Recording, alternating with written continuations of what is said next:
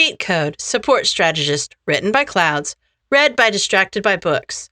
Chapter 64, Opportunity. Denki felt kind of helpless and wasn't quite sure what to do about it. He glanced over at Todoroki and quickly looked away before he could get caught. He hadn't meant to find out that his classmate was homeless and making enough money to eat by streaming with who Denki strongly suspected was that crusty villain from the USJ. But he sometimes just liked to have gaming streams on in the background, and he'd seen that these two new guys were trending, and it was pretty hilarious to watch Icy Cat just fail over and over again as Dusty roasted him. And he'd kind of thought that their voices sounded a little familiar. But he watched a bunch of these streams, so while it was kind of weird, he didn't really obsess over it until he was trying to get some of the stupid glitter off his backpack, and Icy Cat described exactly what had happened in class that day, right down to Aizawa making it a class exercise, and everything fell into place.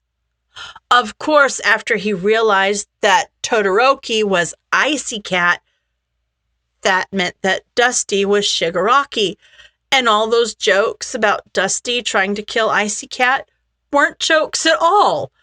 They were actually true.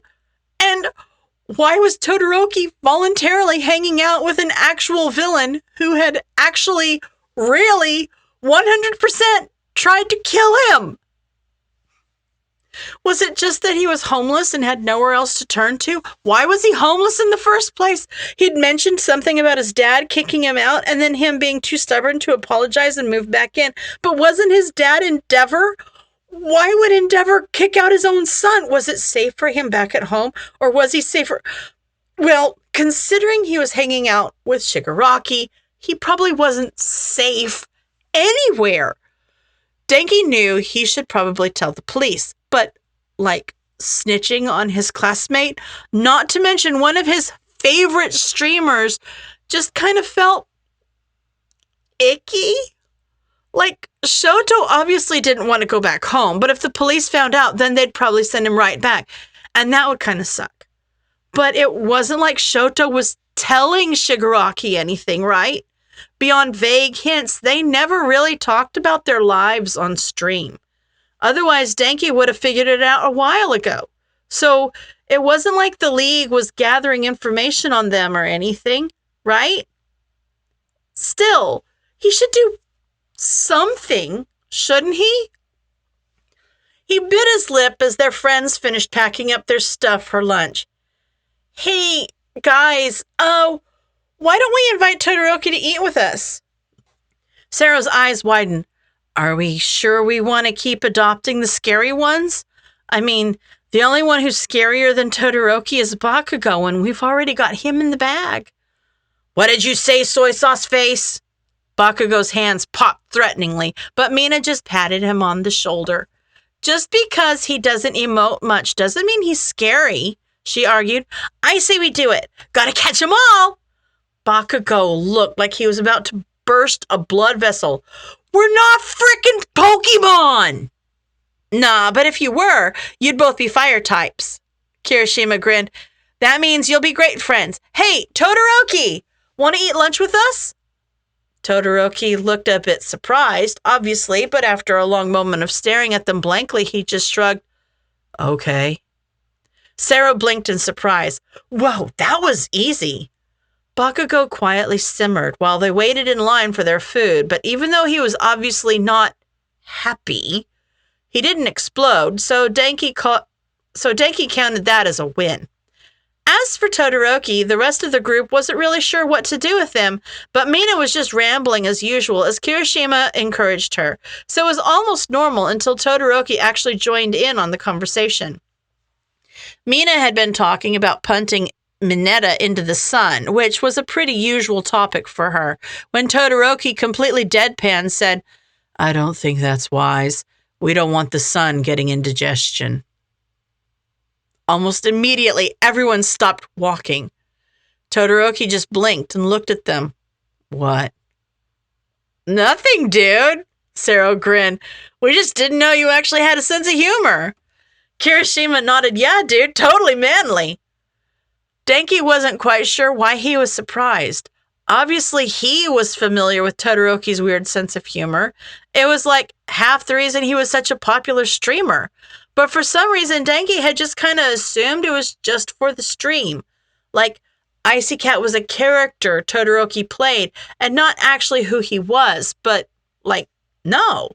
Todoroki was acting the exact same right now as he would during a stream, and it was kind of trippy. Eventually, they all got their food and sat down, and Sero turned to Todoroki. So, dude, you've actually been using your fire and stuff in class. It kind of sucks, you know? We couldn't beat you before, but now it's just ridiculous. Todoroki slurped at his noodles. I'm still trying to get the hang of my flames. I was trying to spite my father by not using my fire at all, but now I'm going to spite him by stealing it back. Pretty simple if you ask me. Whoa. Bakugo scoffed. You really hate your old man, don't you? Yes. Todoroki nodded simply. He's a bastard.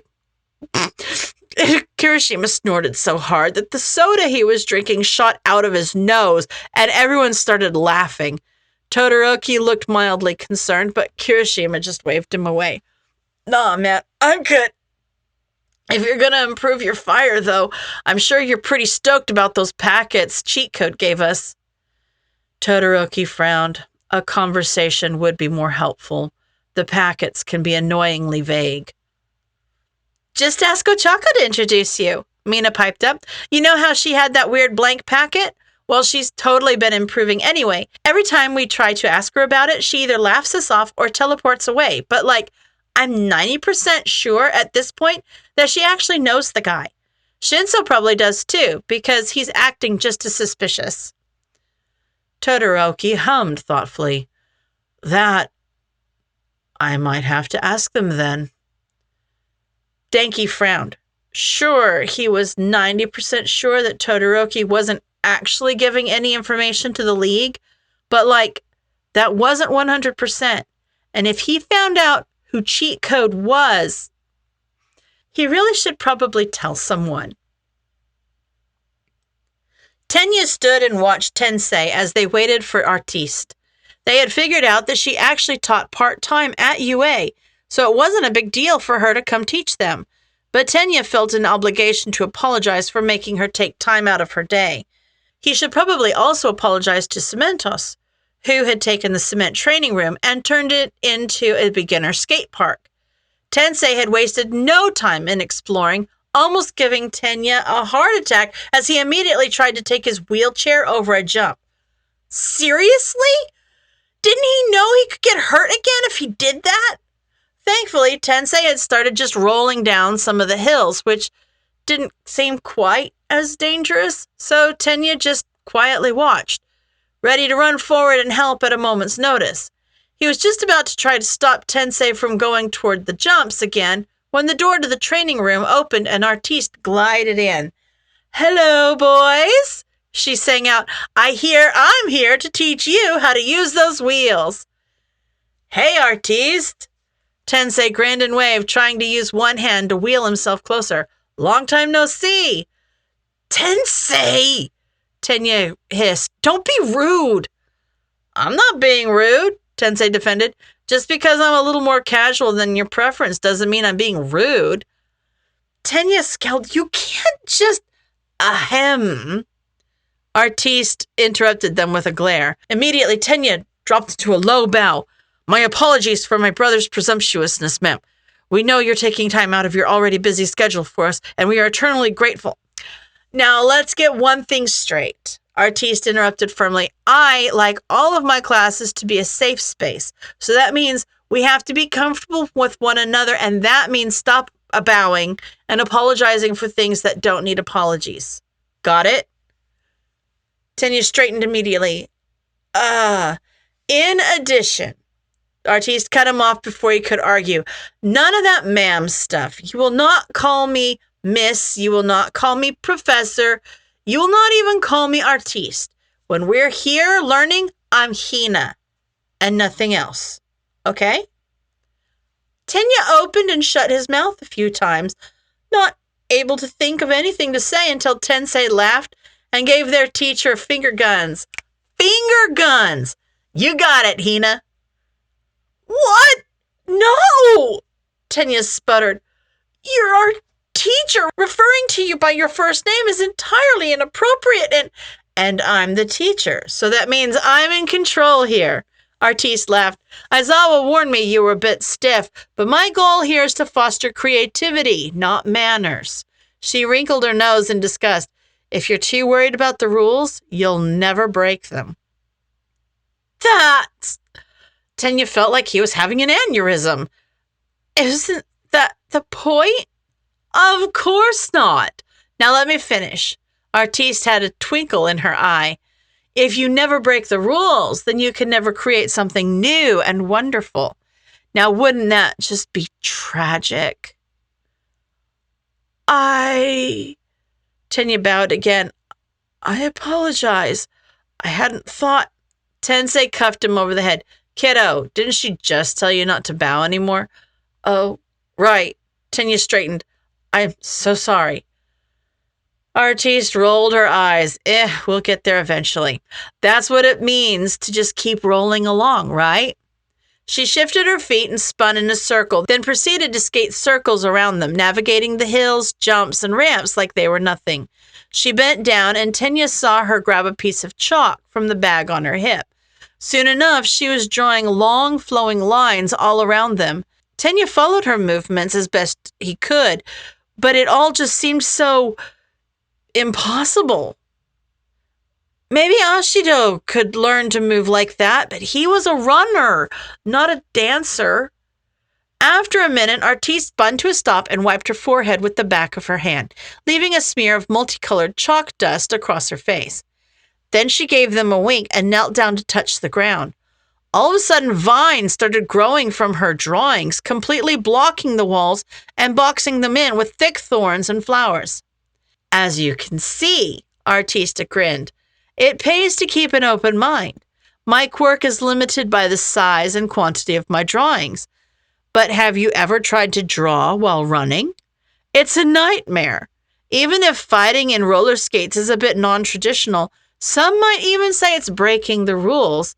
It helps me make smoother lines and gives me the freedom I need to make larger drawings.